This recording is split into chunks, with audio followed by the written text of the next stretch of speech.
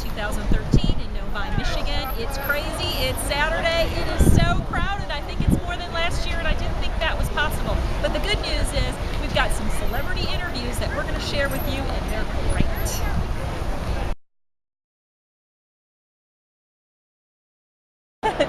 Hey there, Billie Ray Bates with Curtis Armstrong, star of the show Moonlighting, one of the stars of the show Moonlighting, to be fair, because there was that whole Bruce Willis thing with Bruce Willis and Sybil Shepherd, Shepherd, yeah.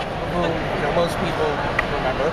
But I remember your character very vividly. Can we talk for a minute about that? How did you get that role? I'm curious. It was just an audition. I was in Los Angeles. I moved there from New York, where I was sort of going back and forth at that time. And just auditioning for things, and I'd never seen the show, and they sent me an audition to go in and read for one episode of Moonlighting.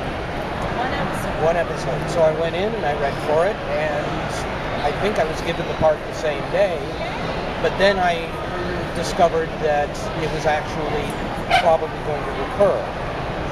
And it recurred for the next 2.5 years or something. So one of the great jobs ever. And I'm curious as to how much direction you got for the role, as for your character. How much did you feel like you added to it, like with your own? I think it became, but I think what happened was they started out, he was sort of a mini David Addison in a way. He was, but also, slightly misogynistic and, that element, which I personally hated. I mean, it was great for David, but I didn't like playing that kind of thing. I wasn't really comfortable with it. And so it evolved over time, that character, Viola. And it became, I remember the one time I complained was I called Glenn Caron, the guy who created the show, the executive producer, because I'd just gotten a rewrite, and I was talking about Ms. Capesto in a very negative way, just like Addison would. And I just felt wrong about it, and I called him up and I said, can you please not let me say that? And he never wrote me again that way, and over time, that character just evolved into Viola, which was, I think I knew the writers well, and they knew me, so they brought some of my character into it as well. And so it was a nice combination of things. And I gotta know, what were Bruce Willis and Sybil Shepherd like on the set? These were their earlier years. I mean, of course, Bruce went on to movies. Well, it wasn't really earlier years for Sybil. She'd been around a long time, but they were fine to me. I never had a problem. Obviously, it's not news that there was not a lot of love lost between those two. For the most part, once you understood what the ground rules were and stuck to them, you got on fine with both of them, and I did. Now tell us what you got going on these days. What projects are in the works? Well, right now, Robert Carradine and I are doing this King of the Nerds.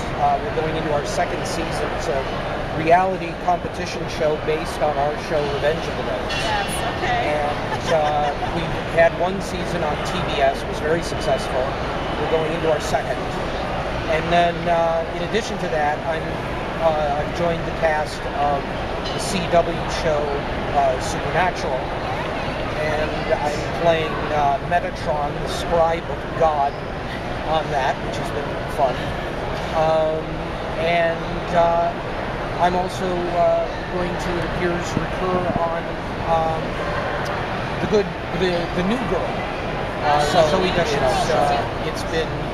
It's been, and then American Dad. I'm still working on in the role of Snot. So that's going. That actually, I just found out yesterday it's been picked up for another season. So that's great. And you are here back actually in your hometown. You're from Detroit. How has this place changed? I mean, it's changed a lot. I'm not from Novi, but I'm from Detroit, and I still have relatives here and family, and obviously changed in good ways and bad ways. But I still love it. I still love coming home. I try to get back to Detroit every about 4 times a year. Yeah. Thank you so much for your time. Nice to meet you. Thank you. Hey, Curtis.